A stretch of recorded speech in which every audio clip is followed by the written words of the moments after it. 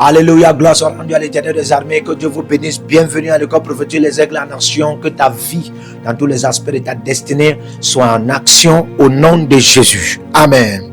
C'est une saison de grands témoignages. C'est une saison de miséricorde et de restauration. Dieu va bénir plusieurs au nom de Jésus. Amen. Alors nous allons voir aujourd'hui 5 choses à éviter pour être épargné de la colère de Dieu. 5 choses à éviter pour être épargné de la colère de Dieu. Alléluia. Amen. Première chose, éviter l'immoralité qui résulte à l'idolâtrie. Éviter l'immoralité qui résulte à l'idolâtrie. Amen. Lorsque nous regardons l'immoralité qui résulte à l'idolâtrie, on fait allusion à Salomon, le roi Salomon dans la Bible. La Bible précise bien qu'il avait 300, 400, voire 700 femmes. Et toutes ces femmes détournaient son cœur de Dieu. Salomon, qui aimait le Seigneur, n'aimait plus le Seigneur. Il s'est livré à l'adoration des dieux de ces femmes. Et la colère de Dieu s'est abattue contre lui au point où c'était à cause de David. Parce que Dieu avait déjà dit à David qu'il ne frappera pas l'héritier de David avec le fer ou encore avec le sceptre, mais avec la verge. Et il lui fera miséricorde. Il ne le retirera pas de son trône. Dieu a tenu à sa promesse. C'est pourquoi il n'a pas donné. Il a fait miséricorde à Salomon. Mais écoutez, la Bible déclare, Dieu a pris 10 tribus du royaume que Salomon en avait. Il a donné à l'esclave de Salomon. Et il a pris 2 tribus par la prophétie du prophète. Il a donné au fils de Salomon. C'était pour punir d'une manière ou d'une autre, de manière indirecte, Salomon de son idolâtrie par son immoralité. Il révèle que quand la colère de Dieu est enflammée, frère, même si la miséricorde de Dieu se positionne, cette colère parfois ne rentre pas vers Dieu. Ça va frapper quelqu'un.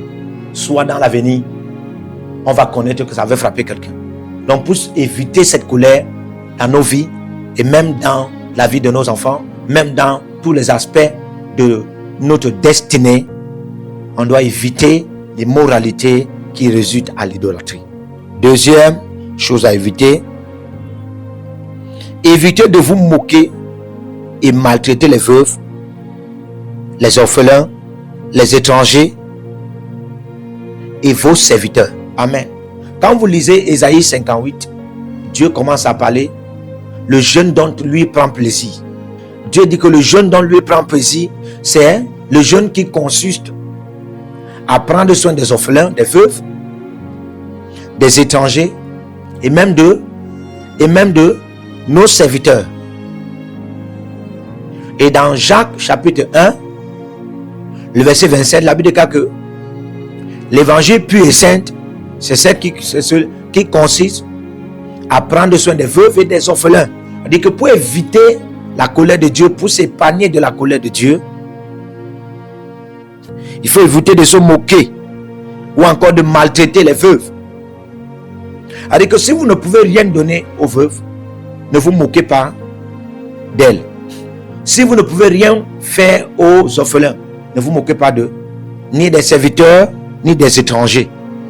Alors, troisième secret, troisième chose à faire, troisième chose à éviter pour épargner ou encore s'épargner de la colère de Dieu.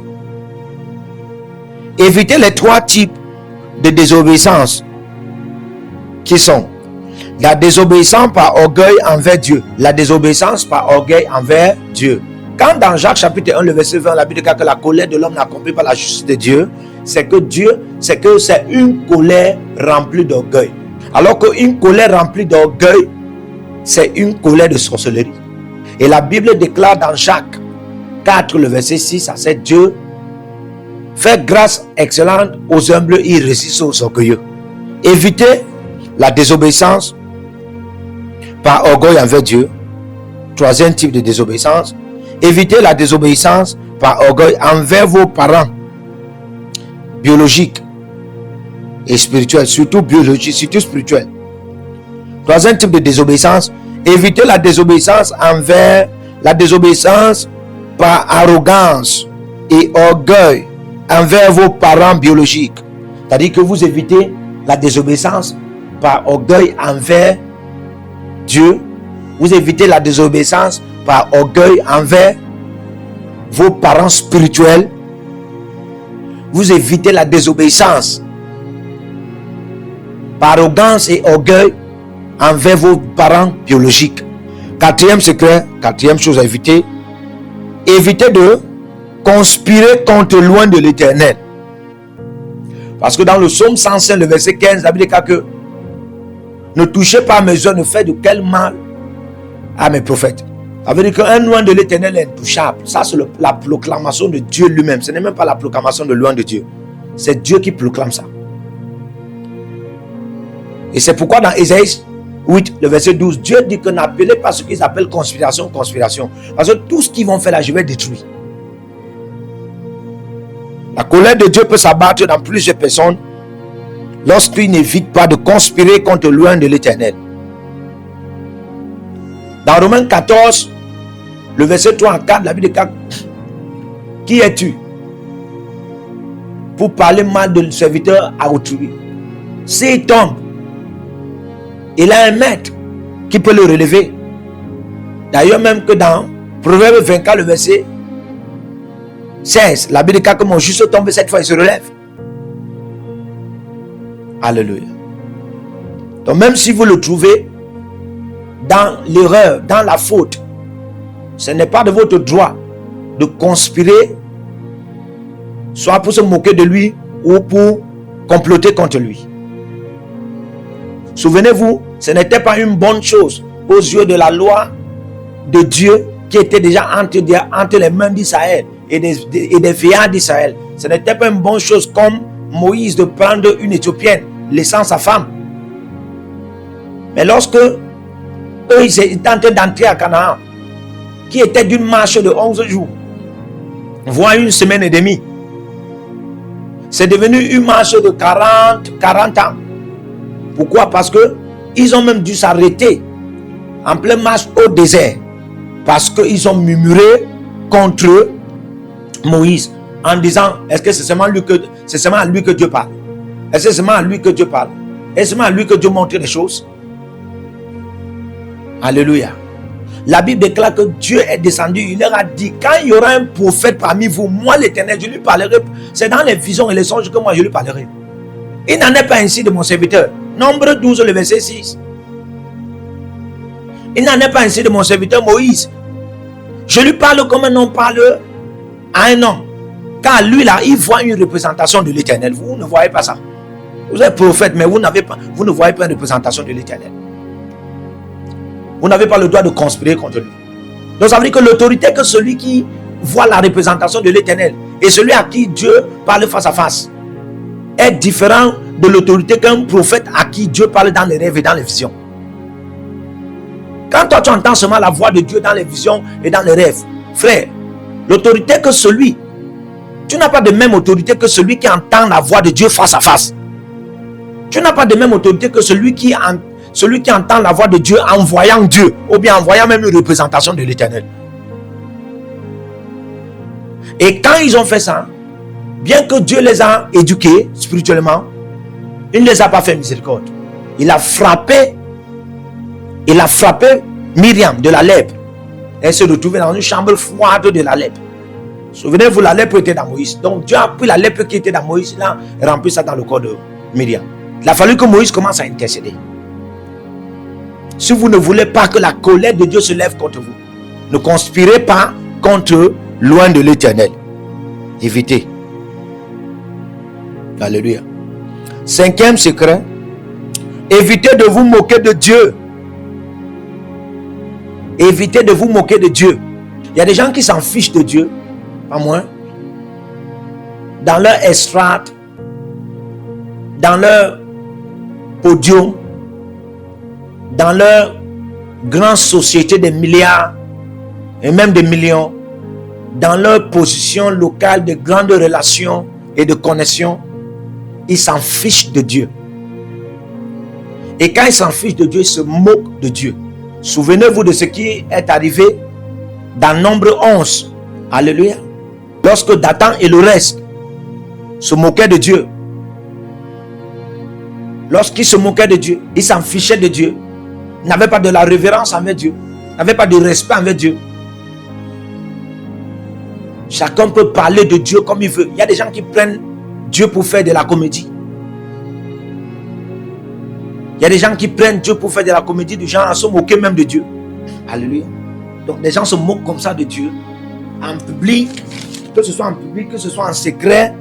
Souvenez-vous de Matthieu 6, Dieu voit dans le secret et il récompense en public. Je connais des gens, que ce soit aux États-Unis, que ce soit en Asie, que ce soit en Afrique, ici, là où nous sommes, même ici au Nigeria, dans plusieurs pays, sur leur grande position, de grands spectacles, devant des foules de millions, de milliers, de milliards, se sont moqués de Dieu et là, sur le champ, Dieu les a frappés. Certains qui sont moqués de Dieu dans le secret, ils viennent montrer le contraire dans le public, Dieu les a frappés en public. Donc, si vous ne voulez pas la colère de Dieu sur vous, évitez de vous moquer de Dieu. Que Dieu nous fasse miséricorde, que le sang de Jésus qui parle mieux que le sang de colère parle en notre faveur, mieux que toute colère au nom de Jésus-Christ, et que peu importe là où la colère de Dieu s'allumait déjà contre vous, que cette colère s'éteigne, que ce gerbe de feu de la colère de Dieu s'éteigne par le sang de Jésus et par la miséricorde de Dieu en votre faveur. Au nom de Jésus, Amen. Seigneur vous bénisse.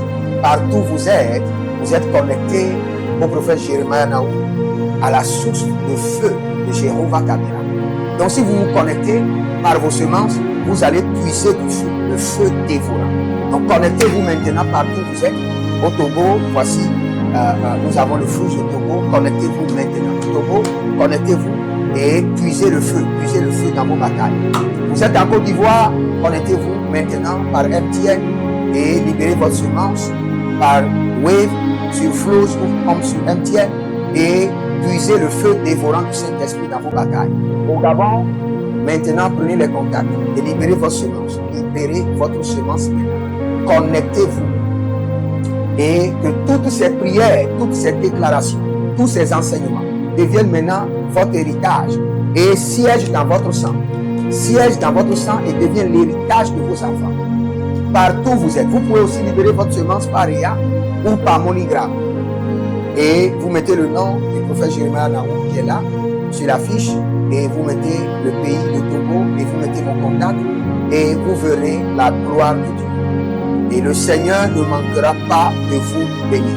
Et vous pouvez aussi vous inscrire à l'école prophétique des Incarnations, à l'Institut biblique L'Aigle de la Révélation. Vous êtes un jeune pasteur, inscrivez-vous maintenant. Et vous voulez une section de délivrance personnelle, inscrivez-vous maintenant. Vous voulez une consultation prophétique personnelle ou VIP, inscrivez-vous maintenant. Vous avez quelqu'un qui a été malade et vous voulez que je prenne soin de la personne et que je prie pour la personne. Vous avez quelqu'un qui a une maladie qu'on ne comprend pas, inscrivez-vous maintenant et vous verrez la gloire de Dieu. Tous ces enseignements, ces prières sont à vous, c'est votre héritage. Utilisez-les, priez avec, partagez et vous verrez la gloire de notre Seigneur Jésus-Christ de Nazareth. Et n'oubliez jamais, avant de partir, libérez vos semences et écrivez: l'Éternel a parlé, l'Éternel a agi.